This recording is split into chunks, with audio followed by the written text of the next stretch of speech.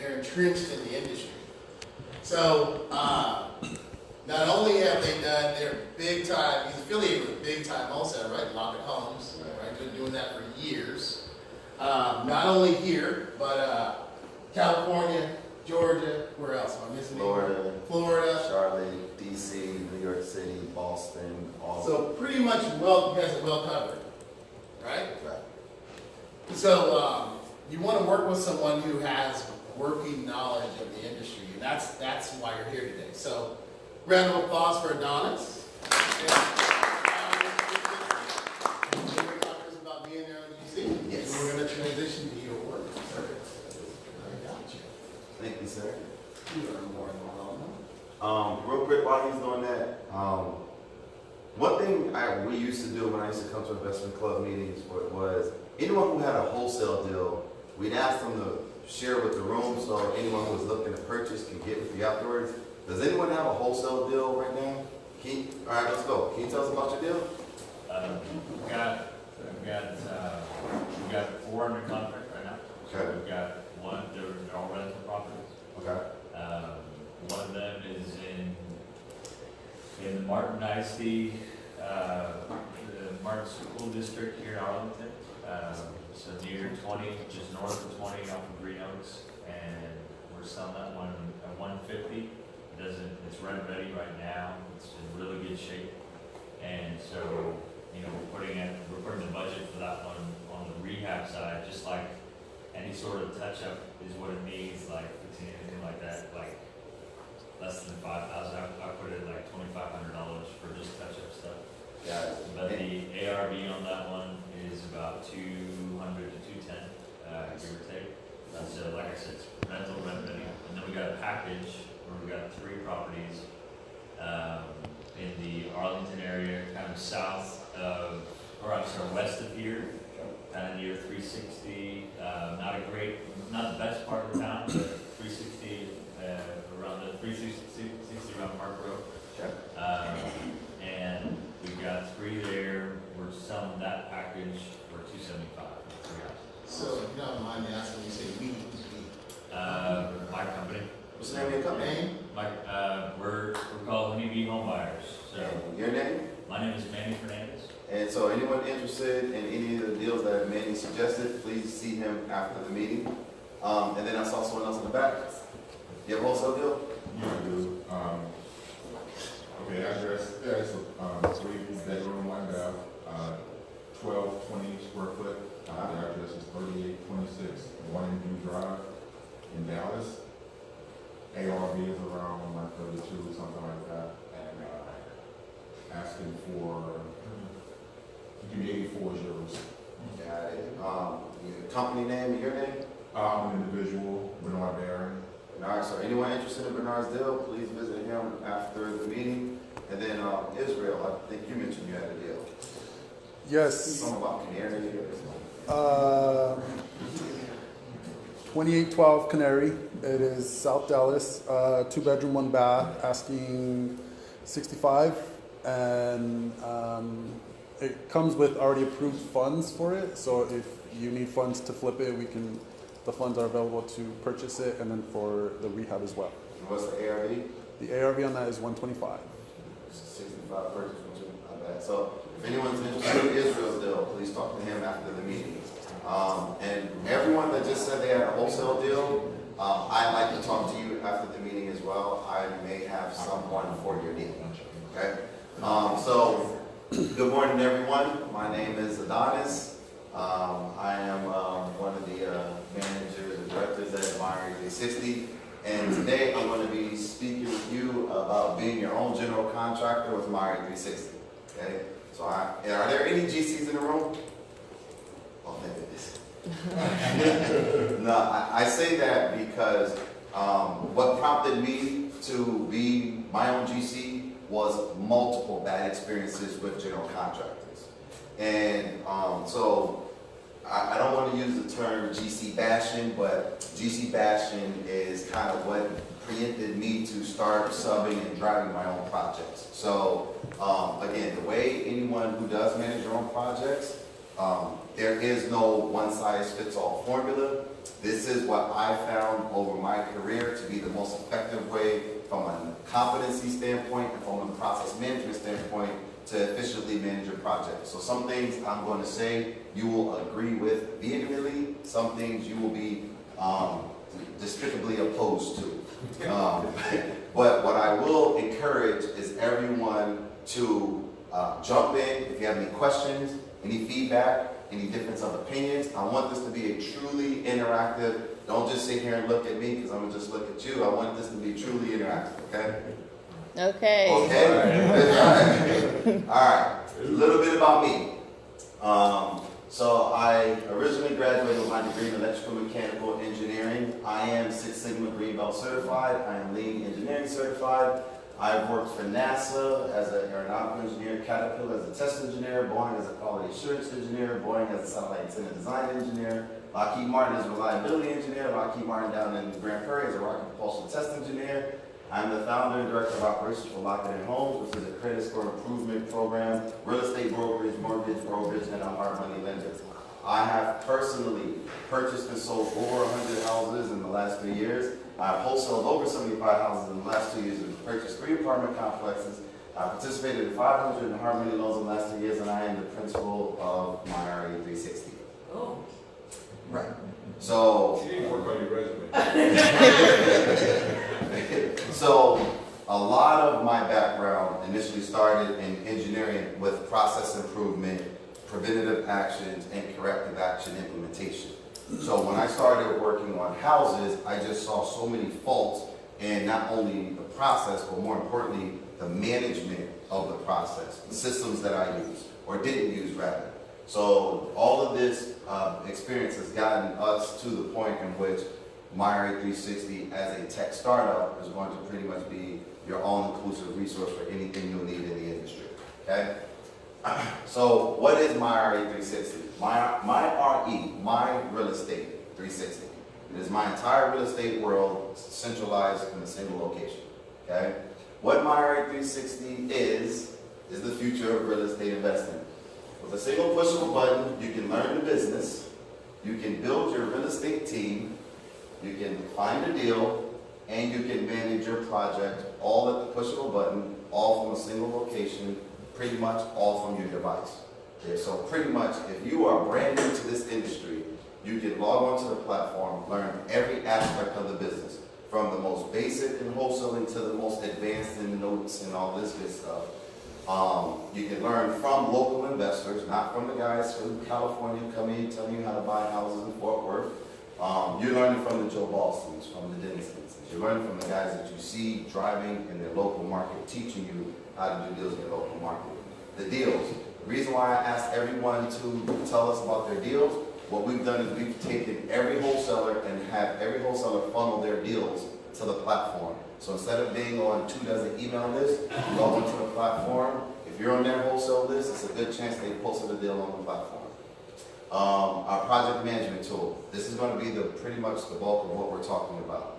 Our project management tool will allow you, if you've never done a project yourself, this will actually allow you to manage your own project and pretty much walk you through step by step exactly what you need to do. Again, all from your device or your computer at the push of a button. All right?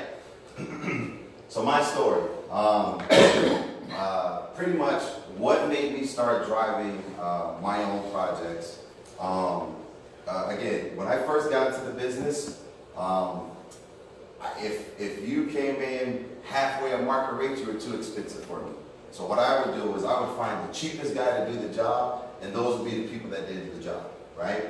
So let's say, prime example, I bought a house that was worth $100,000, I bought it for 50, 20 rehab, right? So what I figured was, well, I can make 30, but if I get someone to come and do it for 13, you know, I'll be doing all right. So if you're a general contractor, you came in and gave me a bid for 20, I would go find a guy that would do it for 14. And what ended up happening is I ended up paying 30 every time. 35. Right. And I'm gonna tell you, to the truest form of the word, there has never been an exception. Every time I've cut corners with trying to take the cheap route or trying to slice $1 here, it's always cost me $3 there. Okay. And even more recently, I started flipping in 2010. just this past April, took on a general contractor. One thing I've learned over the business, pay your people well, right?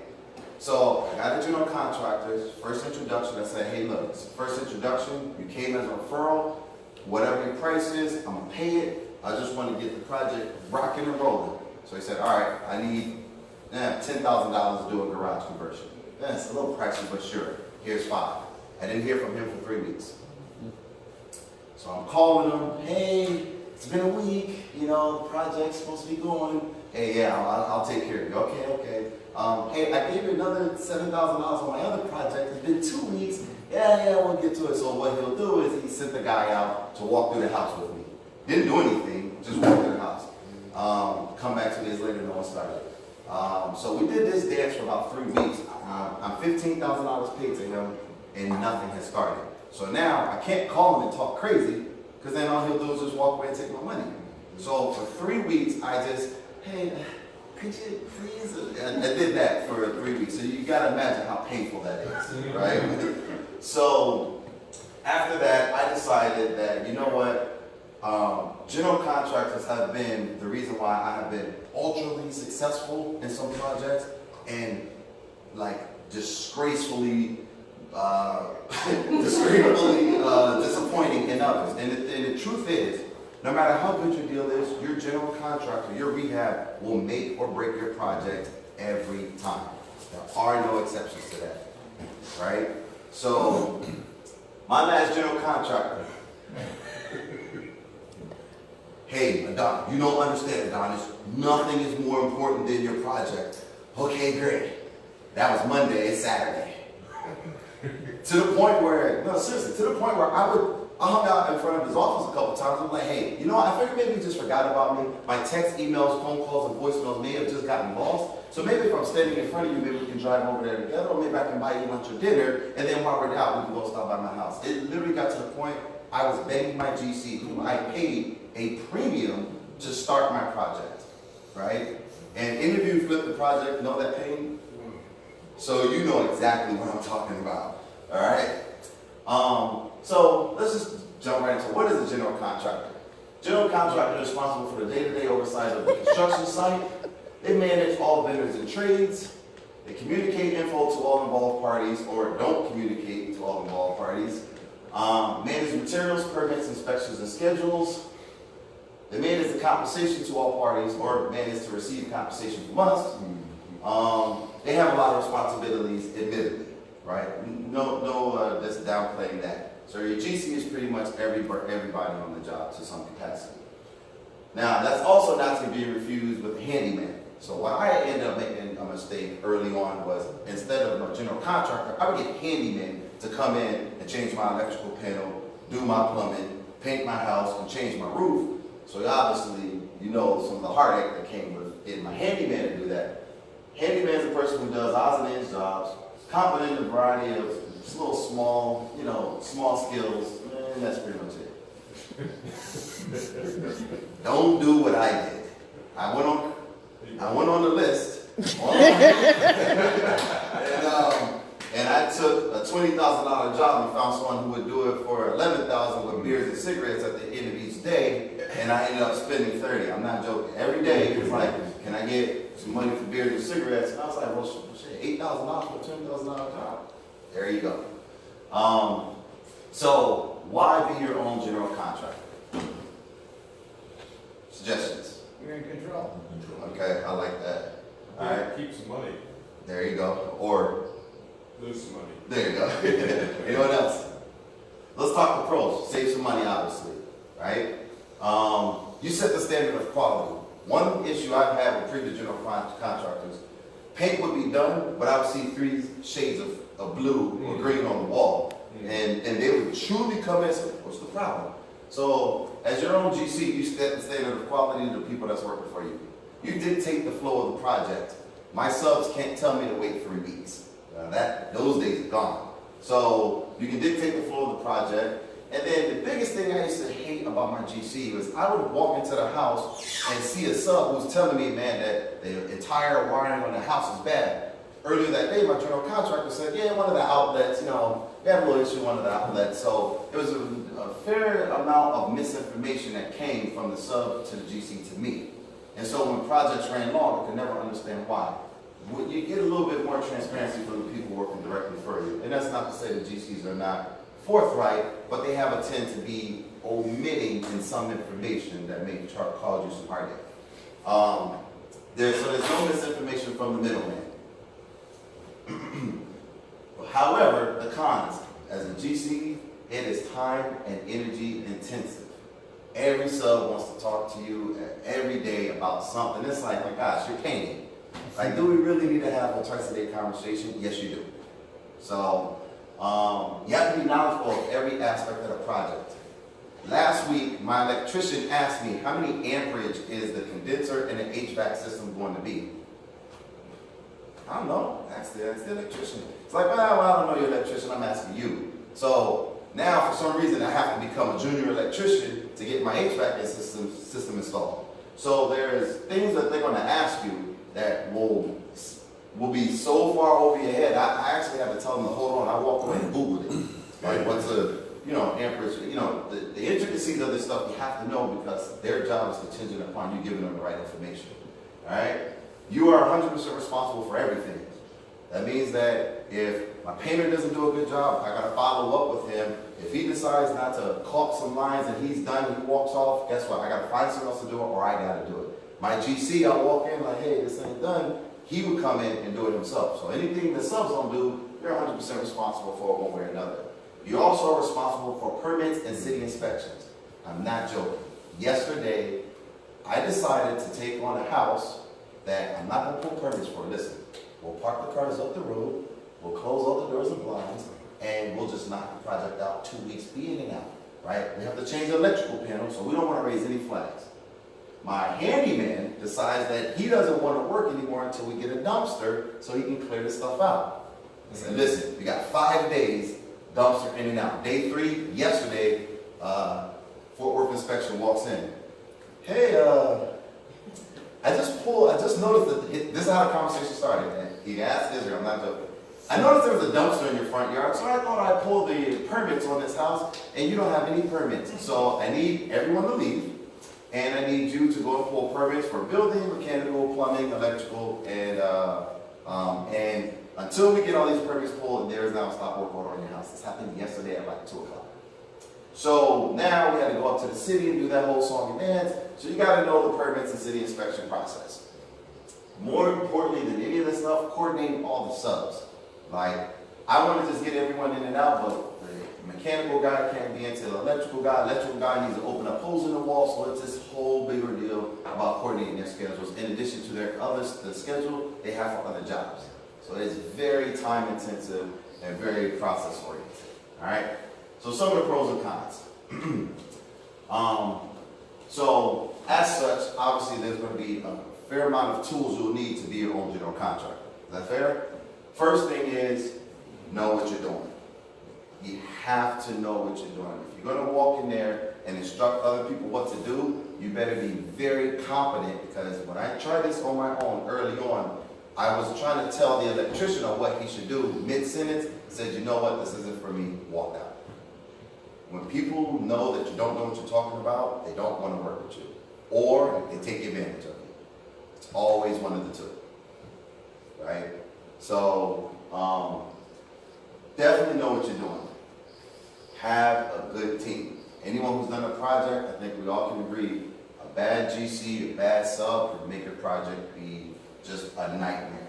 So you have to have a good team. And that's not just the people that's working for the project, that's people, your admins, or anyone that you have assisting you in calendars, budgeting. You need to have a good team around you to make sure your process goes well. Budget properly. This is the most common mistake I see a lot of people do, right? So you come in with $20,000 rehab. All right, I'm gonna be my own GC, so I got $20,000 set aside. But or any of you taking a hard money loan? Anyone's done a hard money loan? All right, y'all balling out of control, buying all your deals cash. More than hard. So budget properly. Every time I've set exactly 20K aside for a 20K project, at some point I've always hit a stalemate because 3 subs want deposits up front. There's an issue that the plumber found that costs an extra $1,000. Electrician found it costs an extra $500. So now, $20,000 project really cost 23, but because I only set 20 aside, there were weeks, a week or here, a week there, that I just didn't have the money set aside to keep the project going. And once one person stalled, it stalled the whole schedule, right? So budget properly, make sure the proper allocations are there, and more importantly, have a good system. Have a good system. And I don't mean just like, well, just mapping out a piece of paper. You have to have a great management system for your people, for their schedules, for your schedules, material delivery dates, material delivery times, your budgeting, your total scope. You have to have a good project management system, all right? You don't have any questions so far. I'm giving y'all a lot of juice. All right. So, with that said, know what you're doing. What does that mean? Anybody? Anybody? Just start throwing Be stuff out. educated on what you want to do in your project. Anyone else? I'll wait. Is that you mean a simple question like what Yeah. you're doing? What does know what you're doing mean when you're GCing your own project? Don't just start ripping walls out and start How about putting this? and stuff. What's your strategy? Are you doing a rental? Or are you doing a flip? Are you doing a high-end flip? Or are you doing a market using the average dollar per square foot flip so you can keep material costs low? Are you trying to go for the gusto and go top of the market for the neighborhood? Know what you want to do before the project ever starts, right? Be able to answer all the questions from the subs, regardless of how intricate or extensive it is, okay?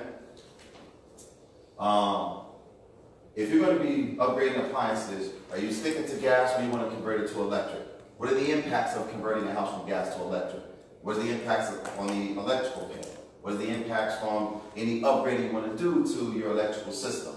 Are you pulling permits? I'm going to tell you, every project does not need to be pulling permits, even though the city will tell you you have to. Pulling permits will take a 3-week job to 6 weeks easily, right? Are you going to pull permits? And that's, I don't want to say that's more of like a moral question you want to ask, but just know what's involved with pulling permits and know the ramifications of not pulling permits on any job that you're doing, right? Are you replacing galvanized lines during plumbing work? And the most important question I get is fix or replace. I have $20,000 budget, I can fix something, right, just to mitigate it for the moment, or I can replace it at twice the cost, but know that it won't be a recurring issue. That's a big ticket item that will either be, that helps me understand, do I want to just get through it right now, or do I want to just be preventative and proactive, right? When under-die issues come up, am I mitigating it at a modest cost, or am I doing a full repair at a major cost? These are a lot of times that you don't think about asking yourself until your plumber asks you, you got a galvanized line running from your bathroom to your front. We can repair this one part for $500, or we can replace the whole thing for $2,300. What do you want to do? So you got to be prepared to answer those questions in a very short period of time, so this way you don't hold the project up, all right? Do you want to be proactive in fixing issues that aren't broken or that are on its last leg, right? Your roof got 20 years. Replace the roof or patch it. $500 or $3,500. Your plumbing, your electrical. Do we want to just be preventative and modest in the repairs, or do we want to just go for it? And again, that's going to be heavily contingent upon your exit. If I'm going for top of the market, I'll always be preventative and then put in my marketing, hey, I completely replaced plumbing, electrical, etc. You can't negotiate price, it is what it is. But if I'm just repairing stuff, I will often be very negotiable and flexible on price because in the inspection it's going to get caught anyway. So what my plan is going to directly drive what I'm able to sell it for. So ultimately, what's more important to you, quality or cost? right?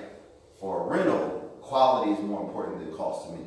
Because every time we try to be, when we patch it, it always costs us more in the long run when it actually breaks, right? So when I'm flipping it, I am preventative. That's not the word to use in this project, right? Get it patched up, put some lipstick on it, let's get rid of it. So know what you're doing in this regard. You know, have your end plan and back into what you want to do with your project, okay? So where do you learn the answers to these questions? I will tell you. So myRE360 has an education component. As I mentioned, you can learn the business from myRE360. The cool thing I like about it is that every question that was just posed, you can log on to the education piece of the platform and learn it from Joe Boston. So Joe Boston is our resident education expert on fixing and flipping houses. So when you come in and you say, hey, I want to be my own GC, you're going to learn from the Joe Bostons of the world on how to navigate every circumstance or every situation we just discussed. You log on, click on Fix and Flip. Click on Fix and Flip. You'll see Joe Boston's introduction of how to fix and flip, and then you can watch different modules on electrical, on plumbing, on managing schedules, on managing budgets, etc., etc., etc. You can catch it all from the platform. So anytime you're in the middle of something, you can step out, have something bookmarked, for example, how to navigate the electrical issues, watch it, and then re-engage. So the education piece of the platform allows you to answer these questions from your resident experts, right? You can contact Joe through this, so you can actually send messages and have dialogue with your educators as well. So the education piece is actually a really solid resource to make sure you're properly educated on what you want to do as you move forward. All right? So, next question, where do I start? All right, so now I've gone through, I've said, all right, I know what my exit strategy is. I know I want to manage my own project. What do I do now? First thing I always ask is the flow of the work. Who's going to start the project, right? Who here has done their own flips? So let's say the house needs everything, and you guys know what everything entails. So foundation, roof, HVAC, electrical, plumbing, kitchen, baths, everything. So John, what is usually the first thing you do when you start a project when a house needs everything? Foundation. Foundation. Then after foundation, roof. Is that fair to say that is a common step 1, step 2, right? So what work should be done first? There is a real flow that should be done in the order in which it should be done. So foundation and roof is always the first and second, right? So what is the order in which work should be done? So the very first people I'm bringing out to the job is my foundation guy, my roof guy. And I ask them, when can my foundation guy start? My foundation guy finishes Wednesday, my roof guy starts Thursday. Sound about right? All right. What subs do I need to bring in first, second, and third? So after foundation and roof, what do we do now? Plumbing. Electrical. Plumbing, right? So now we know that our plumbing, then electrical, all right? So what subs can be at the house at the same time? Can the plumbers and the electricians be there at the same time? Yeah. All right. What subs should work in sequence versus concurrent? You know, these are the type of stuff you got to ask yourself when you're scheduling. My first week, my foundation's done, my roof is done, plumbing is done, my electrical is done. My first week, all 4 of those have the potential to be done because none of them overlap with each other, right? My floor guy can't be there while my painter's there, right? So You sheetrock guy got to be before that. exactly right. So there has to be a real flow of subs in to make sure the project goes in order in which they can perform. Yes. Shouldn't the floor person come right after the foundation person?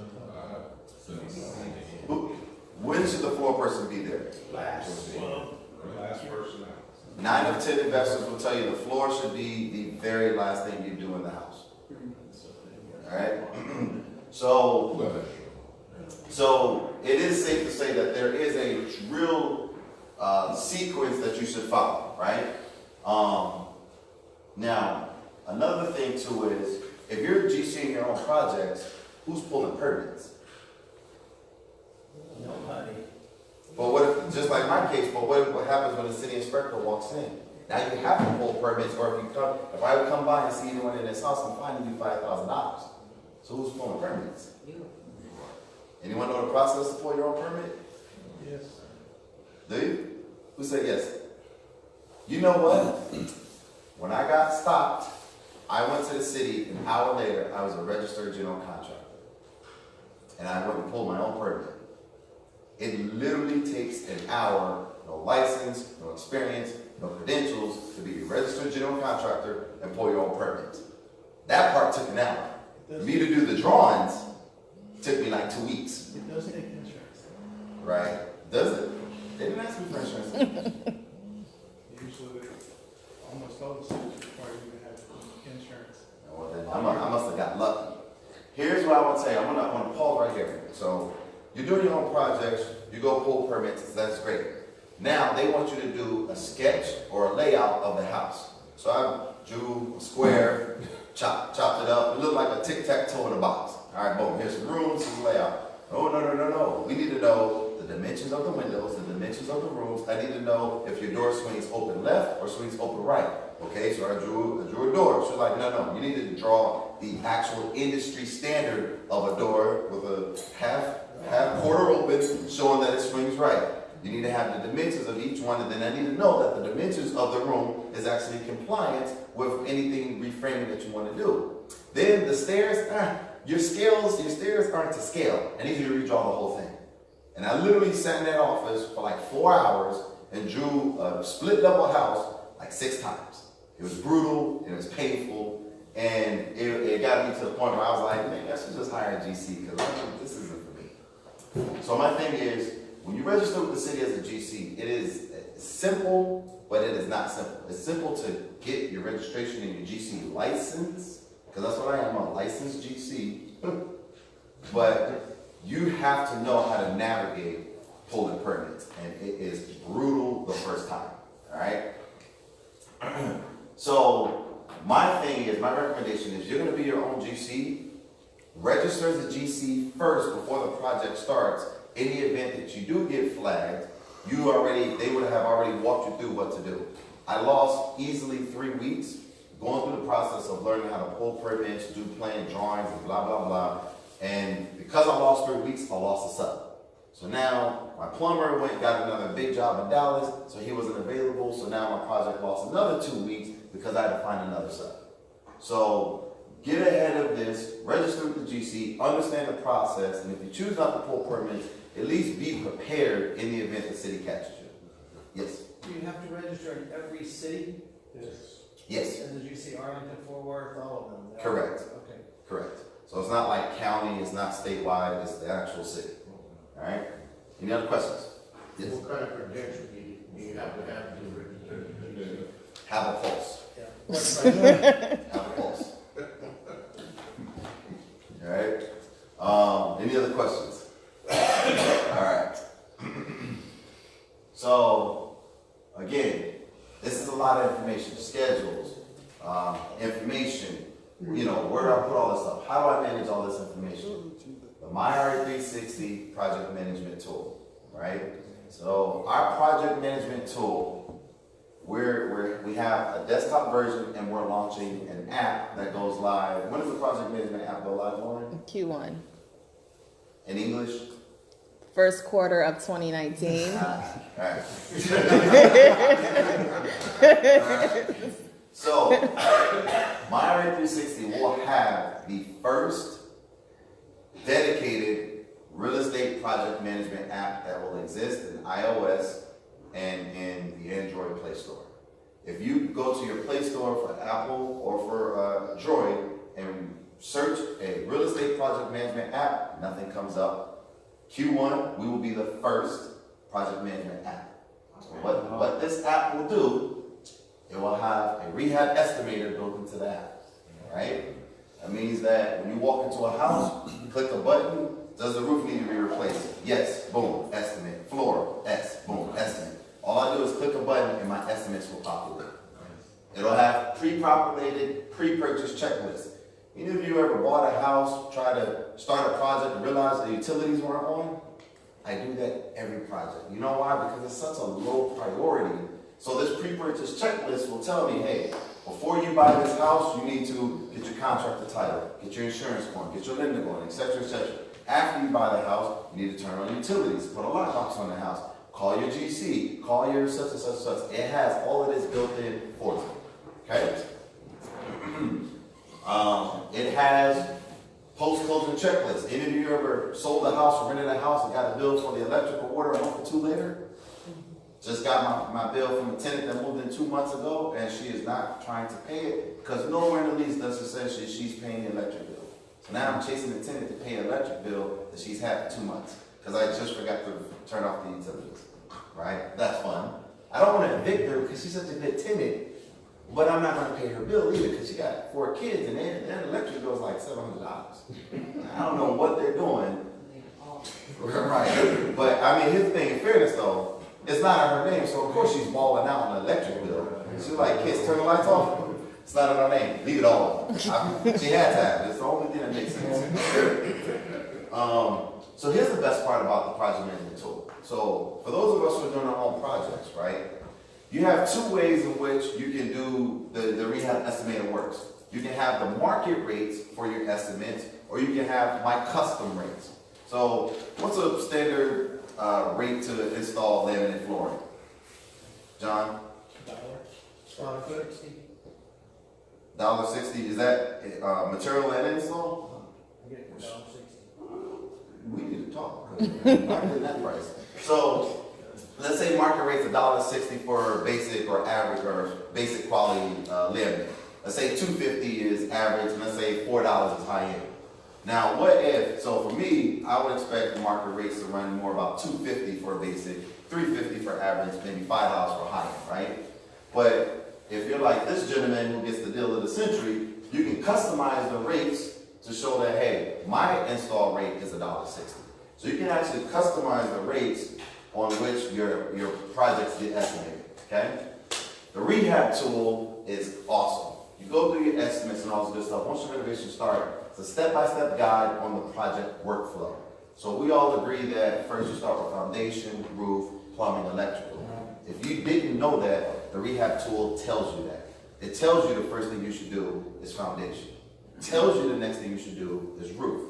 And it actually tells you in sequence the order in which the renovation should occur based on what the industry has claimed as standard. Does that make sense? Mm-hmm. All right. So a step-by-step guide on the project workflow. Built-in task reminders. Again, I am terrible at remembering pretty much anything. So it'll have built-in task reminders. Have a budget and expense management tool. Technician type classification, task due date reminder. So we're gonna jump right into what exactly that looks like. All right. So with all of that stuff, if I'm managing my subs, I also need to know how to properly manage not only their schedule, but their cost, right? So the guys who have done renovations, how much do you typically pay a foundation company per pier? $100. 150. You do not pay $100. I don't care what you say, you don't pay $100. Okay. 150, I see. Yeah, I don't believe you. He does the foundation work himself. That's the only way that he is. All right. But that's a great point. No, so if you tell me you've never done foundation work, what stops me from telling you that $300 a pier is the standard market cost? Nothing, right? How much does it cost to replace an electrical panel? $7,000. Crazy, right? But if you didn't know that, how would you be able to refute me? Right? You can't. So you want to know the details of each sub, not just from their scheduling, but from their pricing. Otherwise, you can be taken advantage of. And I can tell you firsthand, my sub, my first 3 projects I did myself, those guys talk circles around me. Yeah, you know, this electrical planner, the chin split will come down and forelay the overlay and cause your house to burn down, so $7,000. I didn't know what he was talking about. Right, half of what I said aren't even real words. You know what I mean? But you'd never know that if you're not in tune with what the job entails. Make sense? So, first thing I always ask is, do they need the house cleared out for them to do their work? Foundation companies, I don't typically like anyone in the house when foundation guys are working, right? Will their work affect the electricity, water, safety of others? So the plumbers, what I've learned is that you can have the plumbers and electricians in the house at the same time. But when the electricians need to use the bathroom and the water's off, they will leave. And they won't tell you that they pissed in the toilet. And then when the house has that weekend city smell, so I intentionally will stagger the electricians from the plumbers because I've experienced this more than I thought would be actually a problem. So with plumbers, what are they doing and the cost of each line item? So when a plumber gives me a quote, I said itemize it out and walk me to the house and point to everything that you're doing and give me the cost of what, and tell me why it costs what it costs. So technically, I'm a plumber, right? Because anytime someone says something to me, I can say I confidently know what they're talking about, not just, oh, okay. Anyone who's done a project, I know early in the game, we've all done it. Yeah, your chin splits to cause you this, that, this, and that. You're like, oh, okay, sure. We've all done it. And if you haven't yet, you will. So, shadow your guys, ask them questions. Electricians, how much does it cost to replace electrical panels, outlets, install switches, etc.? Foundation, know what it costs per pier. Any of your foundation guys ever try to use a hydraulic pier? You ever heard that? They're pressed in, I don't know. So the pressed concrete piers are what I know is common. So I had a foundation guy come out, I had two companies come out. Both of them told me you need 17 piers, or 10 piers. One of them was $2,500 and the other one was like $7,000. And I was like, well, why is this 20-something piers or 15 piers $7,000? He said, well, the piers we use, they adjust with the house. So instead of getting cracks in the house, the piers will adjust. So this way, insert some technical alien talk that didn't make sense, but it sounded good when he said it. But to him, they had this super advanced 2025 foundation pier system that will cause your house to never crack. It's not for me to say that's not real, but he really stood behind the technology. So, the thing that struck me was that $150 a pier, or in his case, $50 a pier, or $700 a pier. So again, you need to know what it costs for this. Another thing too, a lot of people don't consider, is your painter spraying or rolling? Right? Is he spraying or rolling? Why is that important? Your schedule, your timeline. If he's spraying, there may be overspray on counters that have been replaced, on fixtures that have been installed, etc., etc. If he's rolling, he may take a little bit of time, but maybe a little bit. So you want to know what your painter's doing, your roofer. Who has not done a project? None. In the back, sir. How much does it cost? So how do roofers price out the cost to replace a roof? I said, sir. Square? How much? So the ones who were giving him the answers, how do roofers price the jobs? Squares. How much is a standard square to replace? How did it done? You can't. What's the standard? So first of all, what is a square? 10 by 10. It's 100 square feet. So that's what a square means. So first time a roofer told me it's going to take 10 squares and I'm going to pay $800 a square, I was like, I don't know what that means, but I'm assuming that's regular. It's not. I didn't even know what a square was, but I didn't want to tell him I didn't know what it was because there was a lot of people standing around. So my point is, this is stuff that you don't think about when you're starting a project, but you need to know. Okay? So what's a square? So a square is 10 by 10 or 12 by 12. But I think it's more commonly a 10 by 10 section of the roof. So roofers don't price you in square footage; they price you in squares, right? And just you and me. No. But I guess on the material that you use on the roof can really vary, It does. How so? tremendously different. Tell me how. Well, are you using composite? Are you using some other slate or metal? The other part of it, there's different year lengths for the composites, I understand. Right. So let me tell you why what he's just said is exceptionally important. Because I'm going to sell you a 50-year roof that is going to be the highest of quality, it'll never leak for the first 30 years, right? Now that sounds phenomenal for a renter, but that material cost will be what? Twice, 3 times, 5 times the cost of a standard 3-tab composite shingle roof. That sound about right? So you spend 5 times, that cost, but per the roofer, he's going to sell you the premium, so it sounds great. So the bottom line is you got to know the true intricacies of each of the subs. Make sense? All right. Yeah, I know. So creating your timeline and workflow schedule. How do I coordinate? So I'm going to ask the room. So how do you create the timeline of your subs? Spreadsheet. You know, be honest, guys. Anyone else? Anybody? Online calendar. Online calendar. I ask them.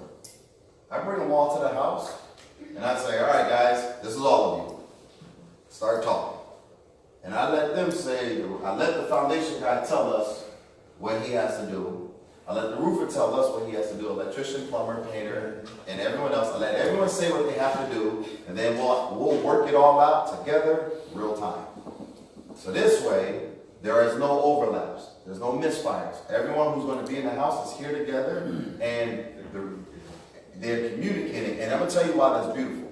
So every time I bring my painter or my foundation guy in the same room, the foundation guy is like, hey, I'm going to do this, but then this is going to happen. So my painter knows not to come in and just start painting. He'll come in and maybe do some framing or do a little bit of this, give it a week for the settlement cracks to happen before he gets started type of thing.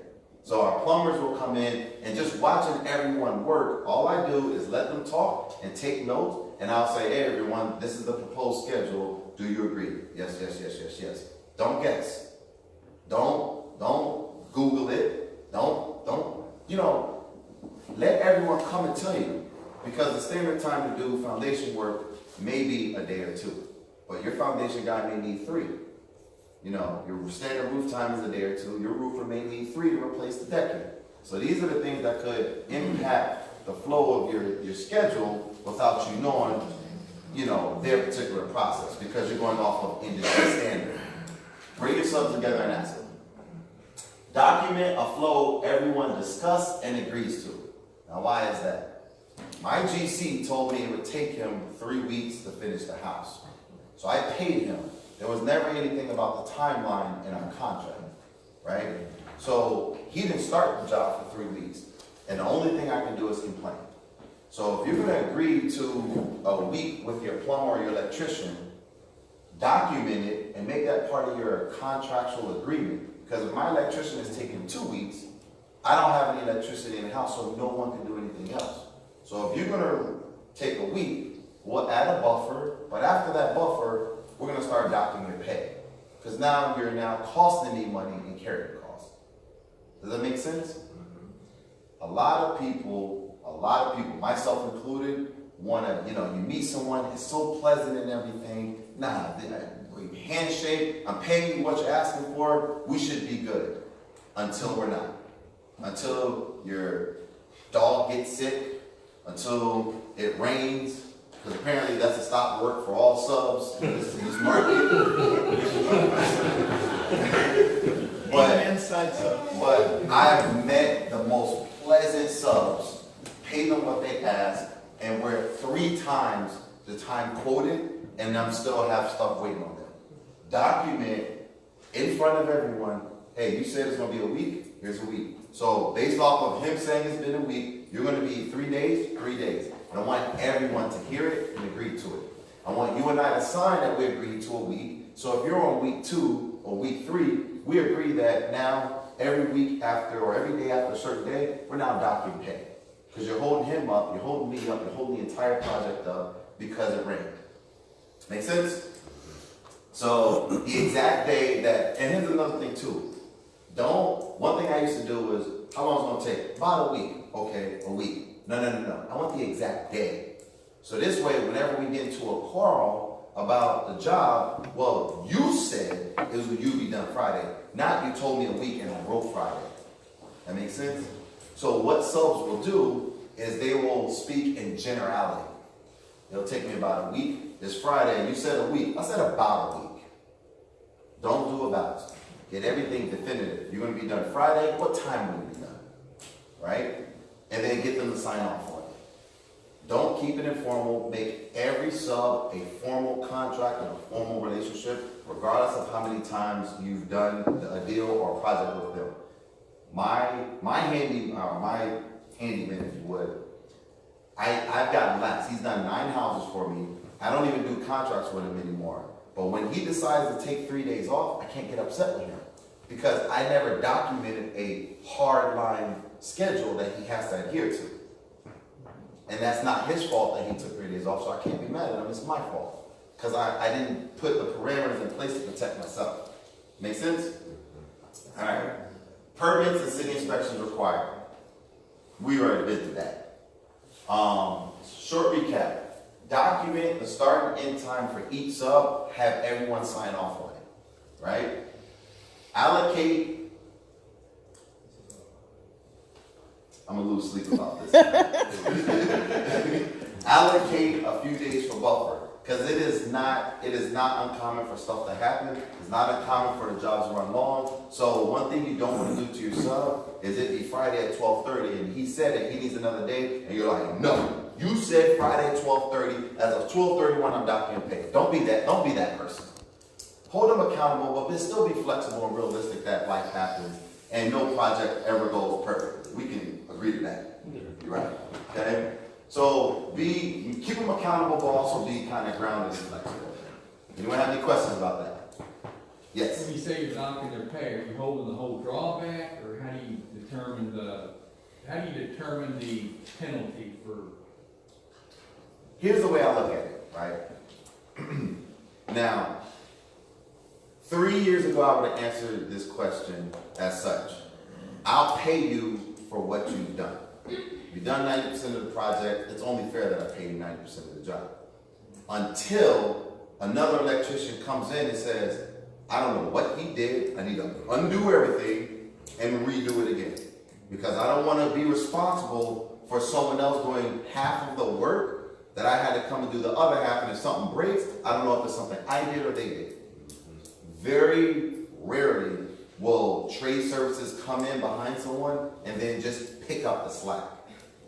So what that means is if I pay you 80%, the next guy's going to come in, I have to pay him the whole job, essentially, or a good chunk of it, which means that a $2,000 job now costs me $3,500. So my philosophy is I hired you to do a job. It's black or white. You did it or you did not. It's harsh, but when it happens, now think about this. It's harsh, right? What if every sub in your project does that to you? What if every project your sub does that to you?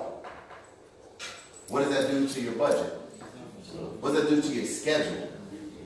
What does that do to the combination of the two? So whatever position you take, I would say stick to it, but know the ramifications of each.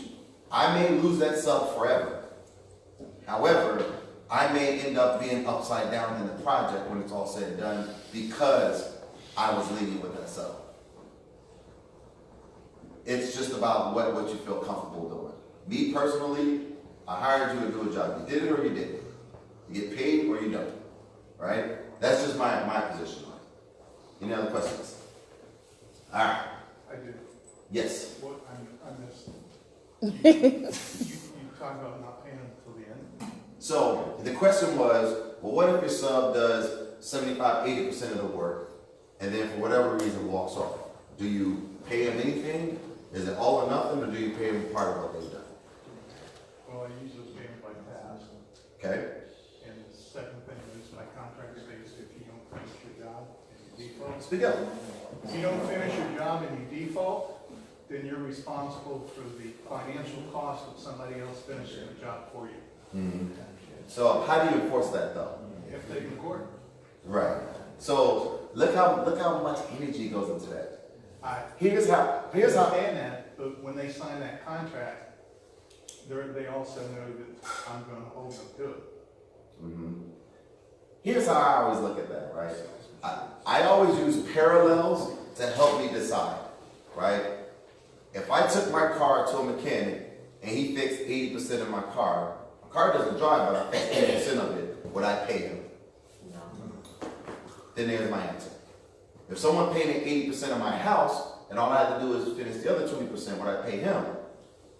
Yeah, I may. You know what I mean? So it's just about like your positioning. Me, I've been through this enough to where, nah, you do the job all the way or not. Again, 3 years ago, I would have paid someone for up to what they've done and just absorb the delta and bring someone else in. But then by doing that, you're enabling them to do it to someone else or do it to you again. If I know you're going to pay me if I half-ass the job, who cares? I'm going to get paid for the couple days that I did work, so it doesn't matter. And all I'm going to do is just do it to the next person. Yes? But do your subs accept, it seems like most of the subs we're working with don't accept to be paid at the end of the job.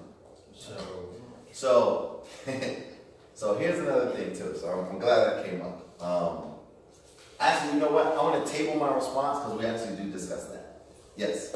I can't let that one. So, one of the things that's going to happen when you hire someone that's new, they're going to test you. The way that I see things, I mean, and I do this a lot as well, is they're going to try to make you treat them as a day laborer. Okay? So there's two things that you can do. Remember, we manage it all. So you can pay, like some people pay on Fridays. Some people pay at the end of the job, right? So when you pay on Fridays, it's almost on a draw basis based on how much of the job's completed. But the thing is you never, and this I'll tell you this, want to put yourself in a situation where you're handling your subs like day laborers. Give us more context to that. What I mean by that is they're going to come to your office. So you see where I am right now? If I did that, the projects I had, guess who would be? They'd be bullying John over right now, telling me, hey, we need to come over here and you need to write me a check for my day. Up to today's date. They'll be calling me off the chain to get paid. So let me ask you. So what you're describing sounds like you and the sub made an agreement and you just haven't paid them. No. So, for example, there's a paint job. Okay. Okay, let's say that he's going to paint the inside of the house. Okay. Well, the way I set it up is I always pay for my own material. Okay. Always. We're going to talk about that as well. Okay. If I don't negotiate properly, and let's say that, and this has happened all the time, we sit down, we discuss the scope of work, and we don't have a definitive timeline like you mentioned. And I did not discuss the pay structure.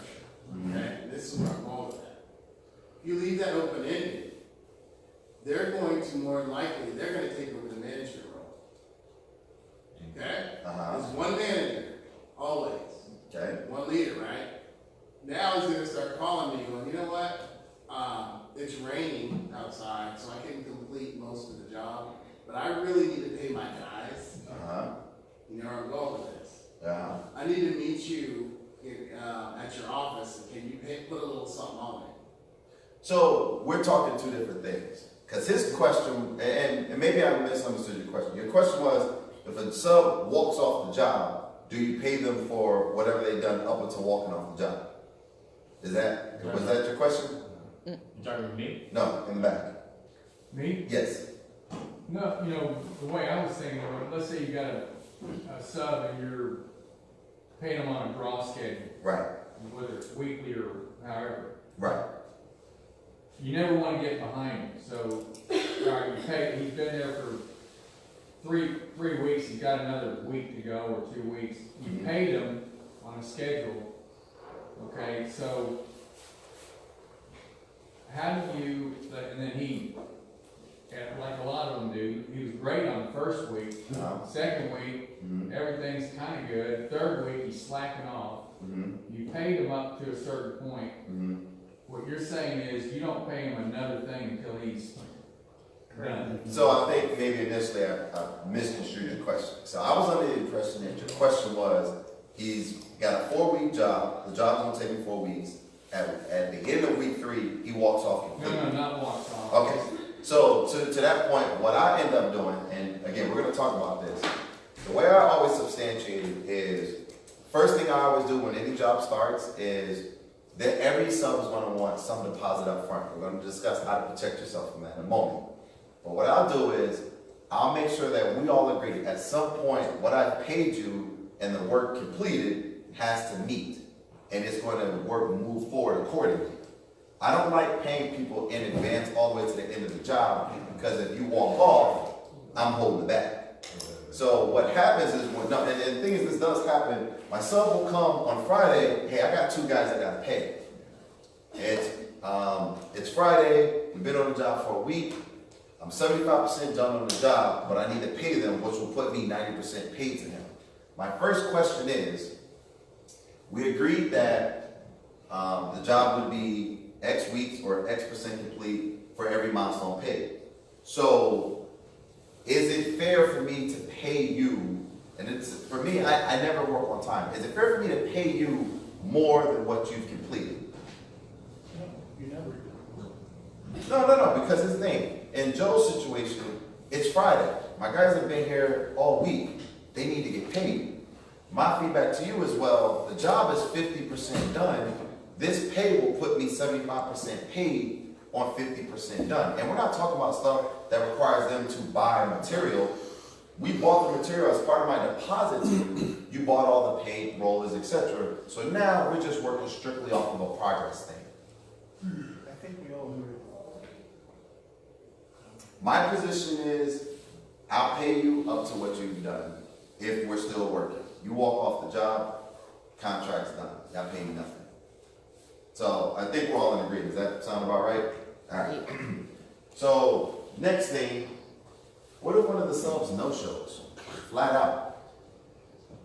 I gave you a $500 deposit. You just stopped taking my call. What do we do? Why is it important to have a good team? Just give me some juice. We've been through this. Good teams, right? You can trust them. All of that good stuff. That's a good team, right? That's a good team. Whether you like them or not, can't dispute the fact that these are good teams, right? When you have an all-star team, they take you to the promised land every time, right? The importance of a good team. I'm gonna lose sleep about that. I'm gonna lose sleep about that too.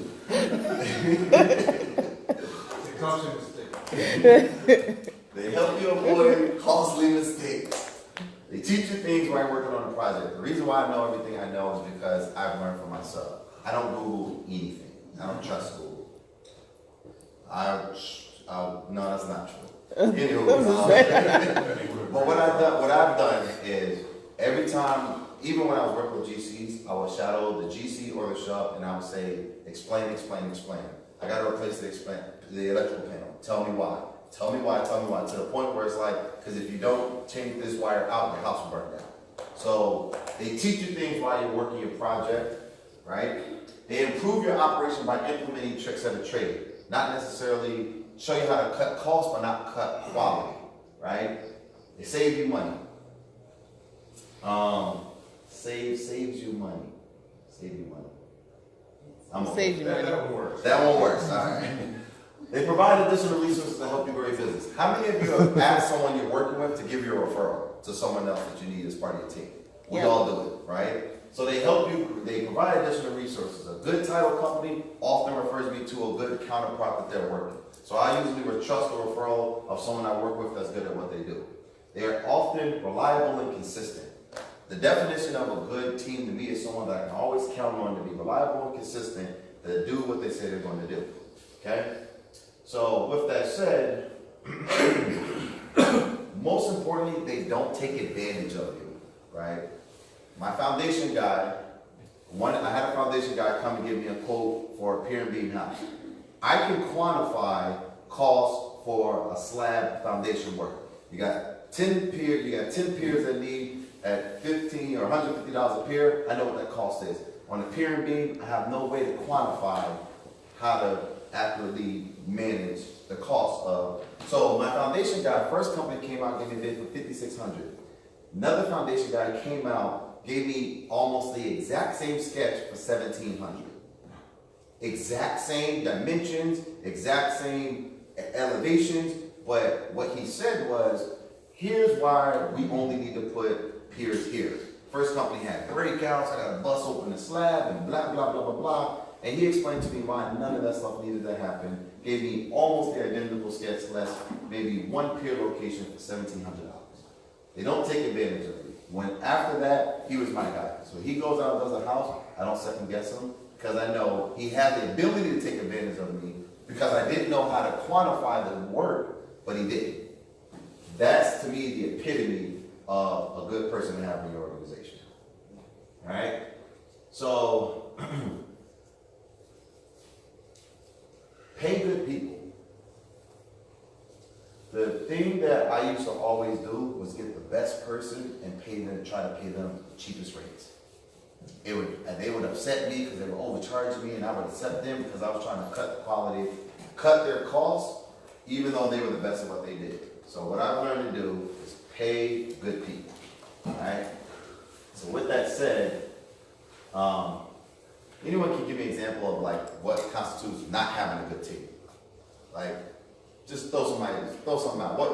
What makes it where you got a team of 5? What's our example of not having a good team? Communication. Poor communication. Not focusing on the most important parts that need to get addressed first. Okay. Lack of skill set. Lack of skill sets.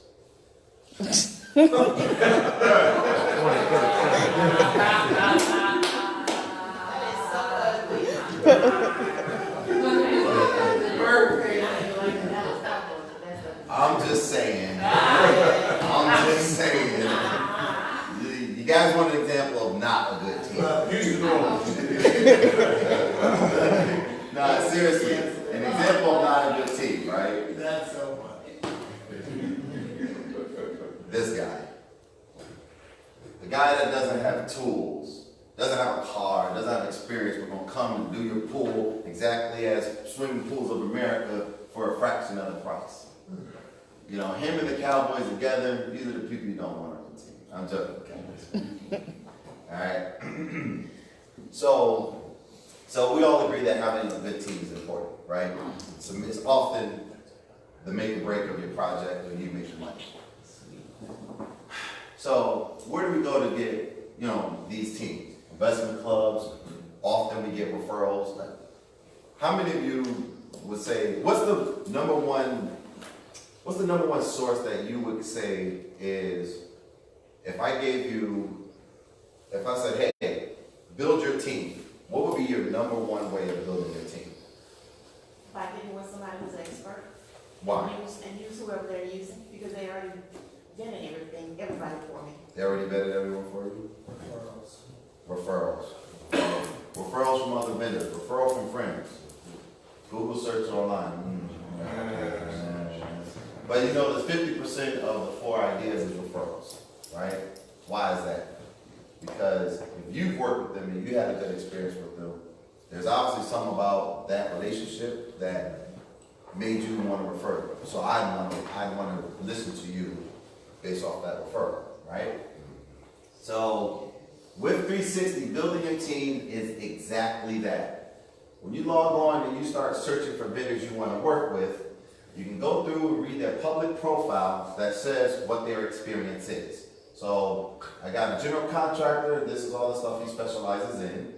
But then 360 will go and verify that vendor. So if you're a licensed electrician, we'll make sure you are a licensed electrician. Because I just found out yesterday, my licensed electrician who's done 4 of my houses is not licensed. He uses a journeyman to pull the permits for him. And the only reason I knew that because the inspector walked in and I'm like, get him. Go ahead and have at him. He was like, well, am I lying? When we were walking through with the inspector, he went outside. And I'm like, no. We got this. We doing this right.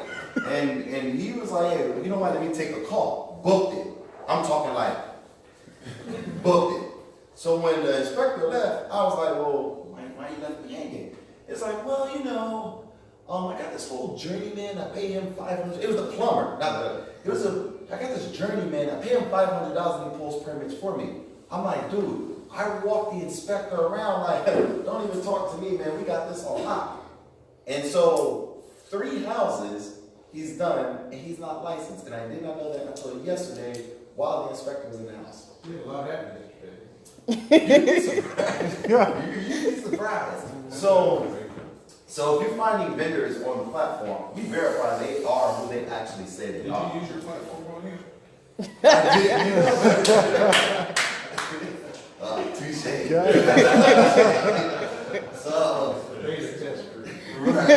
So we verify that the vendors are who they say they are. But more importantly, just like you all said, is we check their credentials, right? They have badges that show their professional accomplishments. So if you're an electrician and you do residential, you do commercial, that vendor will have badges that show their professional accomplishments. The user rating, so we actually can read different investors' experience with that vendor, and they actually rate that vendor. So you just said, I trust referrals because if you've worked with them and you had a good experience, it's a good chance I will work with them and I'll have a good experience. That's what this does. And it's not just one referral that you can reference, it's multiple referrals. So think of it like Yelp for your vendors. Bless you. Alright? So the user ratings actually show you everyone's experience. We can see their badges, we can see if they're verified, we can read their profile, and straight from this, all these credentials, we can say, I'd be interested in working with that vendor. It's pretty cool, right? So the big thing about that is credibility. Most vendors that I get referred to, anyone Joe refers me to, instantly credible. Instantly. You're flipping houses, right? Or at some point you're going to flip a house. That's like you. All right, let me get your social security number. Write it down. Yeah, sure. I'll give you. Right. Now, what if Joe told you that I'm a hard money lender, I charge 0 points, 5% interest, you don't pay that interest until you sell, and if you sell and lose money, you don't pay me anything? Joe told me. Joe told you that. I take it. See, in an instant, something so laughable, based off of Joe's referral, is now laughable if he didn't give me his information. So that one referral makes something so personal like a no-brainer. Credibility is everything. So what the platform does is offer credibility to the people that you're going to work with, right? So anyone have any questions about that? All right, a hush falls over the room. Can I sign up for that one today? What's that? So the cool thing about searching for your vendors, when you go through your vendor search, this is what your vendor search looks like on the platform. You go search their badges, you can search their user rating, you can search if they're verified. So if I want someone who's verified, and I don't necessarily care, but if I want just a licensed electrician, I can go through and search any of the credentials I want. I need an electrician that does commercial or whatever the case may be. I can log on and I can search through different filters to allow me to sort through what type of vendor I want, how much credibility I want them to have. All right? And with that, interview your sub. Your subs do not do you favors. Your subs don't do you favors. Interview them. Joe refers me to someone. I don't care how much long review Joe gives me, I'm still going to interview them. Ask them technical questions.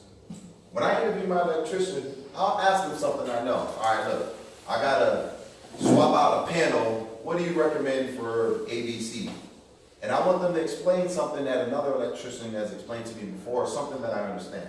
Ask them a technical question and then see how they respond. See how much information they give you. Okay? Have them explain their pricing clearly. Someone go and gives you a bid, ask them to break it down. How many hours? How many days? You know, tell me how you got to this number. Right? Ask about their support. Who's doing the job? Is it you or is it your employees? Is it your assistant? I had a plumber come out. The guy just nailed it. He was like, yeah, you want to do this and this and this. And I walked in like, man, we're about to kill the game. I came back. His son was doing the work. No problem with that, except his son had to come back and do the job 3 and 4 times. So he sold me on his company. He sold me on him. That's what I feel like happened. His son was only a plumber for 2 years. He's been a plumber for 23. So the question I started asking was, who's actually doing the work? Because if you're selling me, I want you to do the work. I don't want your new guy. You know, ask them who's actually doing the work. Ask them about their support system. Clearly convey your expectations. So this plumber came in. It was supposed to be, it's a 2-day job. He didn't tell me he was going to do it in spurts of half days every other day. And when I got upset with him, he was like, I never said I was starting Monday and finishing Tuesday. I said I was starting Monday. We never talked about when we needed me to finish. I mean, but here's the thing. What can I say to that? We didn't discuss it. Sure. So, and for him, he genuinely felt he did nothing wrong because it was never anything we discussed. So clearly convey your expectations. Take them to a house and have them walk you through their process. If you're going to replace the draining lines and this and that, walk me through step by step. All right, you're going to do this. It's going to take this long. You're going to do this. It's going to take this long. Walk me through the entire life cycle of the job that I'm paying you for. Right? Pricing. The worst thing that I did was I would just, whatever number you told me, I would just try to cut you 10, 15%. No matter how competitive it was, if the industry standard was $500 for the job and you're charging me $250, well, I had to get it to me for $200. Just because. So one thing you want to do, know the pricing, talk pricing, be flexible but firm, right? My pitch is, I have 10 houses for you, I need you to do. All right, we're going to be $2,500 each house.